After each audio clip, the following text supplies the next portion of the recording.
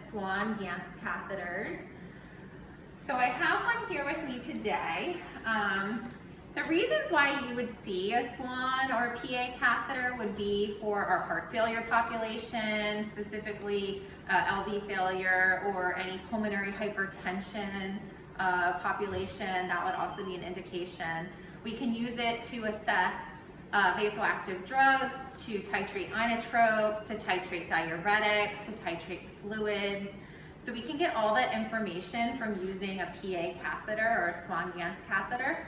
So those would be some of the reasons and indications that you would see it upstairs in the ICU, that we would want to leave it indwelling as opposed to taking just our pressures down here in the cath lab. That would be a snapshot of somebody's hemodynamics, but upstairs we can monitor it long term and actually make changes real time in medications for these patients. So those are some of the reasons why you might see one of these upstairs. So let's talk about the PA catheter. So you can see it is yellow. It has marks on it that indicate the depth of insertion. And then back, so all this would be on the inside. That's what we would place here in the cath lab. And then what you guys are gonna see up in the ICU is going to be this part of the catheter. So this is going to be coming outside of a sheath. So we'll have some type of sheath, which is just a fancy word for an IV. This is going to be coming out of the hemostatic valve of the sheath. And what you're going to see on this end is going to be a couple different colored items. So the blue right here, this is the CVP port. That's the most proximal port of this device. The yellow is going to be your PA port. That is the most distal part of this device. So that's going to be an opening all the way here at the end. And then your CVP opening, let me see if I can actually find it here, is going to be somewhere more proximal on this tubing. Oh, here it is. I just felt my finger run over it. So it's right there at 30 centimeters. And then you're going to see a syringe with a little slide clamp right there.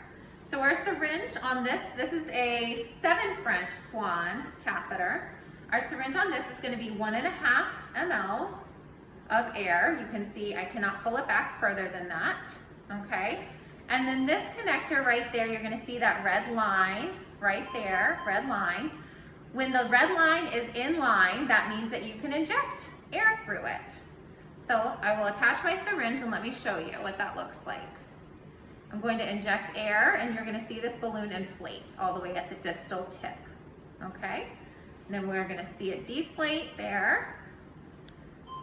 And what you're going to want to see upstairs is no air in our syringe, and you're going to want to see it closed like that. You see how the lines do not line up anymore. That is just a safety mechanism, a reason why you don't ever want this balloon to inflate unless you are trying to inflate it.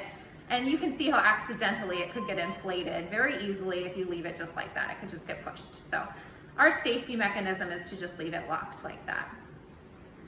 The other part of this catheter is going to be this. This is your thermistor. This is where you're going to take this red cap off. It may already be off when they get upstairs to you. You're going to attach this to the thermistor of your monitor. It's a little round connection that you screw in. That's going to give you your patient's temperature. It's going to give you a core body temperature, a continuous core body temperature. And then when we're ready to take measurements such as a thermodilution to get a cardiac output, that is the actual measurement that we're going to use. We're going to use an outside measurement and the inside measurement to get a cardiac output. So those are the basic components of a SWAN. This is, like I said, a 7 French SWAN. We also have a 7.5 French SWAN that you may see occasionally. That's just going to have an extra infusion port on it. So all it's going to say on it is going to be infusion port. All of these are also labeled. I don't know if you can see right there. They say on them, this one says PA or distal, and this one says proximal inject. So if you have an infusion port, it's also going to just say proximal infusion. We call that a VIP SWAN. That's just to give you guys extra access to infuse medications, vasoactive drugs, or anything that you might need to infuse for the patient. You can draw blood from it, things like that. So that's our basic components of our SWAN that we have here today. When they come up to you, this will already be in the patient. So the things that you are going to need on the floor are going to be a pressure bag. You're going to need your fluids. You're going to need your injectable syringe. And you're going to need your cables to plug into your monitor. And then you're also going to need your tubing, your pressure tubing, to hook up to this. Since you have a PA and a CVP, you're going to need 2 of those pressure tubings and 2 setups, one to monitor your CVP and one to monitor your PA.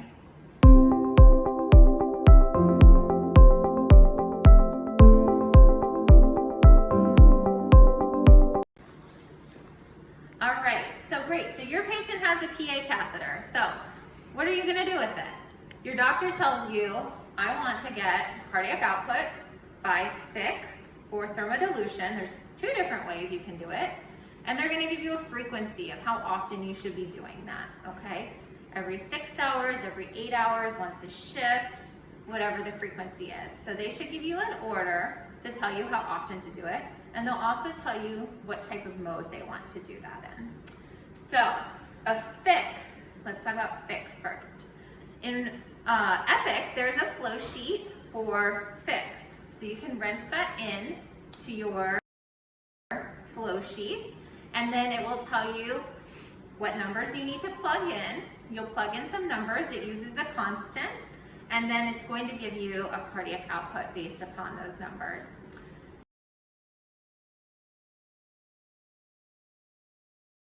So, different components of a FIC. When you draw a FIC, you're going to want to be taking what's called a co-oximetry profile. You've probably heard of that. You've probably done one before. You're going to draw that from your distal distal PA port from your catheter. You're going to use an ABG syringe. If this was hooked up to tubing here, you would have some type of stopcock somewhere on your tubing. You're going to discard blood, and then you're going to use your ABG syringe to slowly withdraw blood from your PA port to get a oxygen saturation out in the PA. It's also going to give you a hemoglobin. You're going to use those 2 numbers to calculate the FIC. Again, that's in a flow sheet in Epic. When you're drawing this, big things to think about are you're checking an oxygen saturation in the pulmonary artery. Okay, that's a low pressure system, hopefully lower pressure system. And so you don't want to start to try to pull too quickly on that. If you pull really quickly, you're going to get air bubbles, you're going to introduce oxygen to that sample, and it's going to give you a false reading. So you're not going to have a correct oxygen saturation for your PA. So just make sure that when you're withdrawing the blood that you're doing it slowly, using a syringe, discarding that, and then filling up your ABG syringe. And then when you're done, you're going to want to use your pigtail from your pressure tubing to then flush and clear that line. So it's nice and clear, there's no air bubbles, and you're not flushing directly into your PA. So that's for a FIC. And again, the doctor will tell you how often they want that. In addition to that, you can use either a wedge number that the physician has given you, or you can use your pulmonary artery diastolic in place of the wedge. Again, it's just another conversation that the physician that you need to have with them. Are they going to be wedging this balloon for you so that you can get the wedge number, or should I use the pulmonary diastolic number? Just talk to them about that and clear up that information. These are all going to be very specific situations and different, I'm sure. So just a conversation you need to have. If you're going to do thermodilutions, whatever frequency the doctor has ordered, that is going to be something that you're going to do through your CVP port right here. So right here, you can see you've got your injectable syringe. It's a 10 cc syringe. Right here, this is a temperature probe. You're gonna need to have that hooked up to your temperature cable, in addition to having this one hooked up. This is the internal temperature. This is gonna be an external temperature. And then what you're gonna do is pull up the thermodilution screen on your monitor, and you're going to fill this up with 10 cc's of saline. I don't think I can pull back, but fill it up with 10 cc's of saline. You're gonna watch your patient. You're gonna wait for end expiration. At end expiration, you're going to inject at a very steady fluid motion all the 10 cc's into your CVP port, and that's gonna measure the temperature here, and then internally on the catheter, and that's going to give you a cardiac output.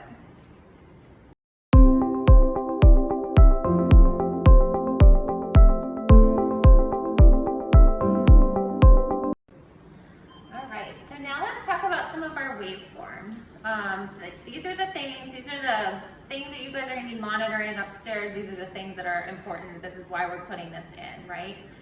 A lot of times when we put these in, we put them in because somebody does not have normal pressures, right? So they're not going to have a normal RV pressure maybe, or they're not going to have a normal PA pressure. That's the reason why we're putting them in. So normal pressures, I'm going to leave you guys to look those up. You guys,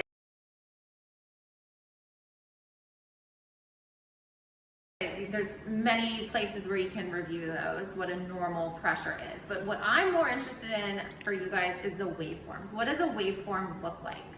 So I have a book here, and I also have a MACLab report, because I think this is a really good way for you guys to look at things and understand what we down here in the cath lab have looked at.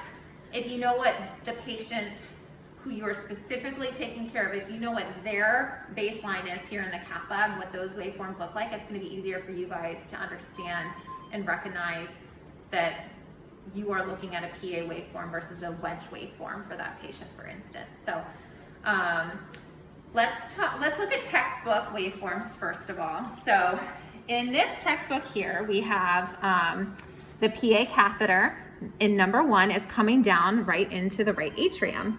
So you can see that's the right atrium. Here's our EKG, and then down here is what the right atrium pressure looks like. Looks just like a CVP.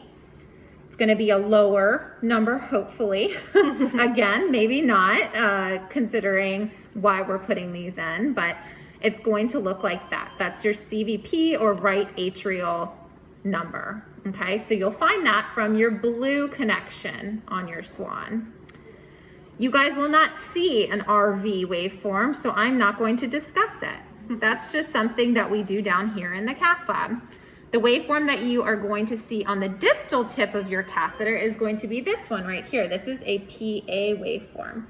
So that is when your catheter is in your pulmonary artery, but not all the way out to a wedge.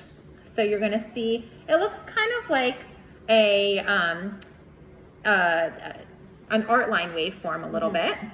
You're gonna see a dichrotic notch. Occasionally you'll see some larger spikes than this. Again, those are just different implications that I am going to encourage you to look at your MACLab report to see what your patient's normal looks like. But PA waveform looks similar to an arterial waveform. And you can look up the normal pressures of what that would be, but we'll look at our patient too. And then a wedge waveform, this is number 4 right here. This is a wedge waveform, okay? Looks kind of similar to our CVP waveform. It's a little bit flatter. If you see that on your monitor, that is something that we do not want. That's not something that we want the patient to be, we don't want this PA catheter to be wedged for an extended period of time, okay? So if you were to see that on your monitor, a wedge waveform, you would want to check that your balloon is deflated.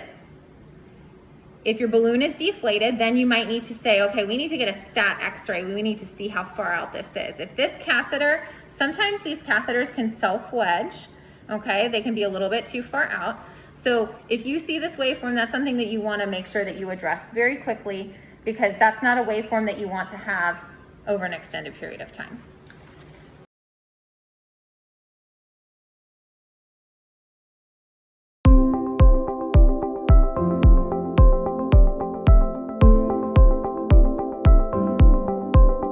Comes from the cath lab with a Mac lab report. So all of our patients, when they're down here, we take snapshots of what their pressures look like here in the lab. And it's reported on our report. So that report that we send up to you guys is a really good tool for you to use for your patients so that you know what your patient's specific waveforms look like. So this patient right here, this is the RA waveform that she had. Again, that correlates to the CVP. That's on your blue port. That's where you're going to be looking at this waveform. So her RA, the mean of the RA is 8. So it's on the high normal side. The next waveform I'm going to show you for this patient, this is her wedge waveform. Her wedge waveform right here, you can see it's a little bit blunted, looks similar to the RA, but your pressures are going to be a little bit higher. That's the waveform where we take the wedge pressure, and that's how we can sometimes determine diuretics, inotropes, what patients might need, fluids, etc. So this is a waveform that you don't want to see routinely unless you are trying to attempt to wedge your balloon.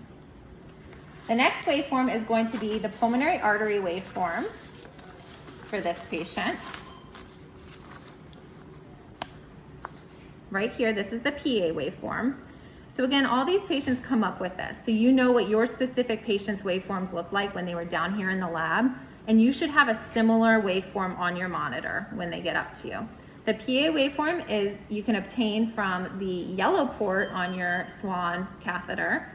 And again, look at your Mac lab report and just confirm that they're about the same.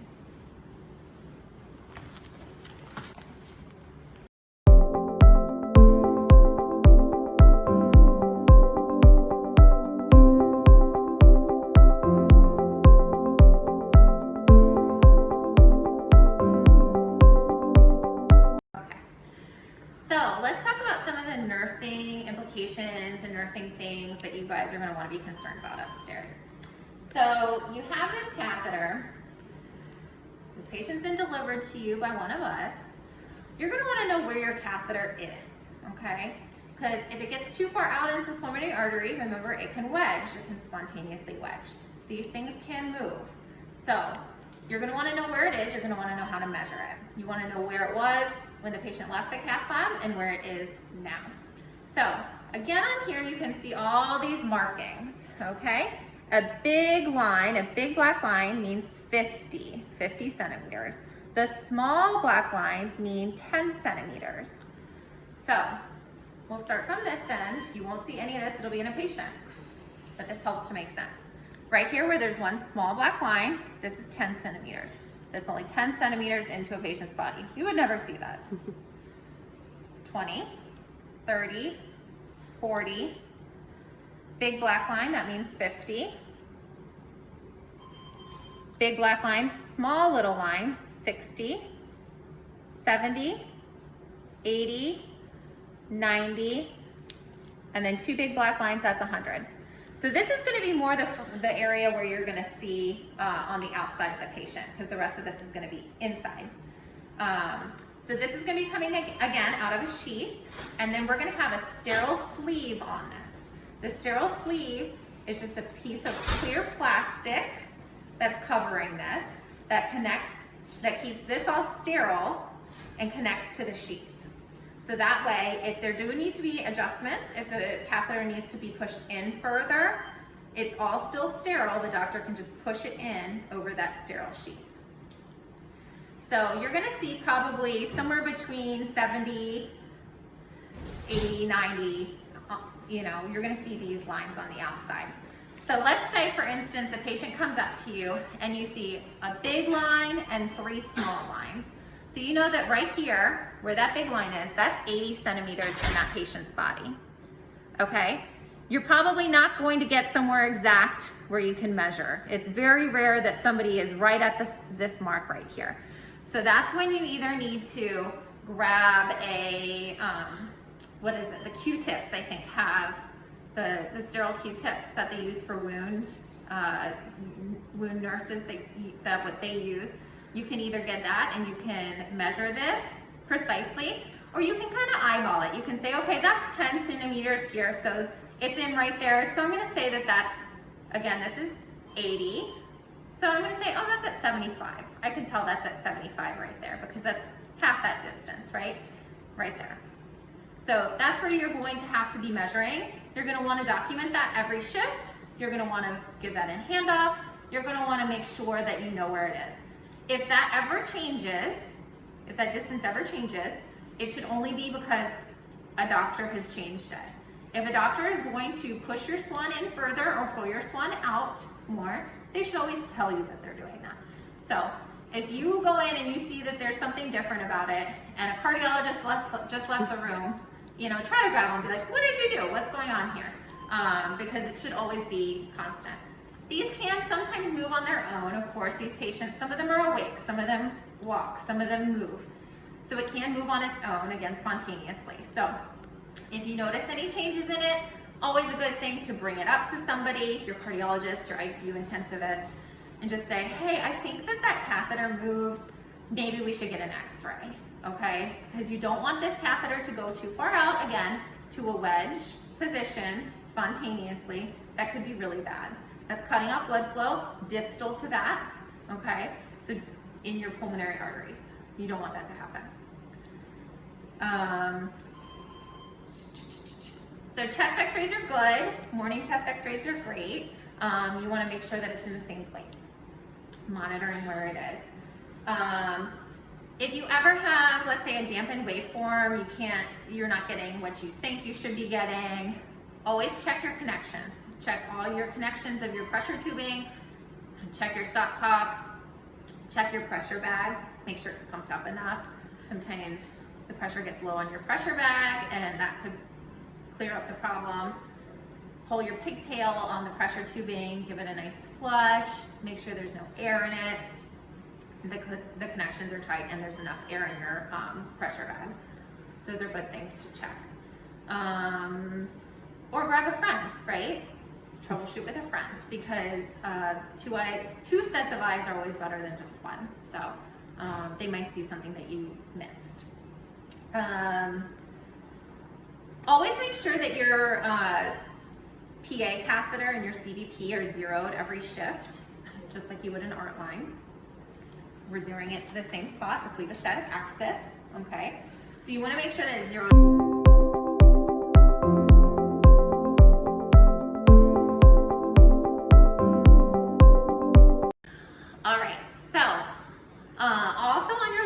Make sure that you zero it at least once a shift. I like to also zero it anytime I'm going to shoot cardiac outputs or do a FIC. I always like to zero it before I take any of those numbers.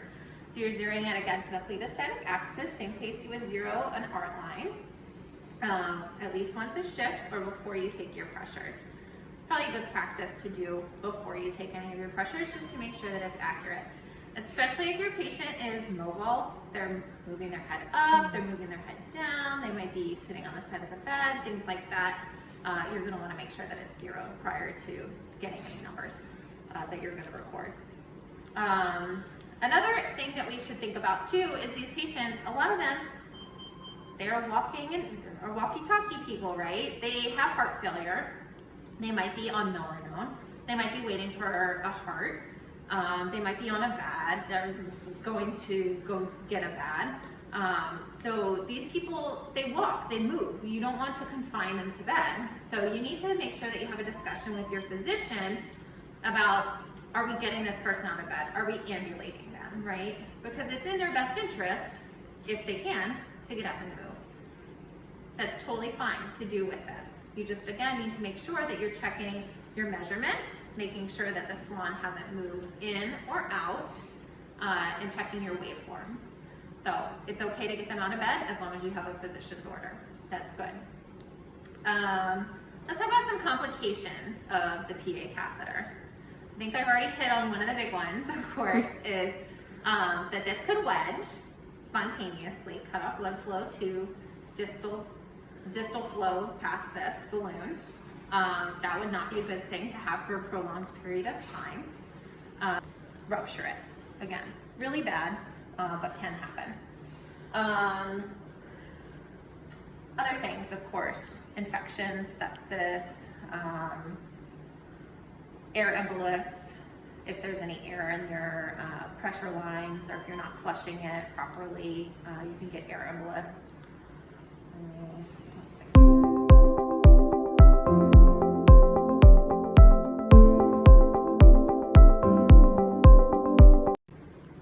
All right, so when we bring one of these patients up to you guys next time, don't forget, we're here to help. We are happy to answer questions. We're happy to assist you in any way possible. We can help you get it set up. We can show you the waveforms on the Mac Lab report that you should expect to see for that patient. But, we're happy to help you, and I'm sure your nursing colleagues would be happy to come and assist you, any questions that you might have.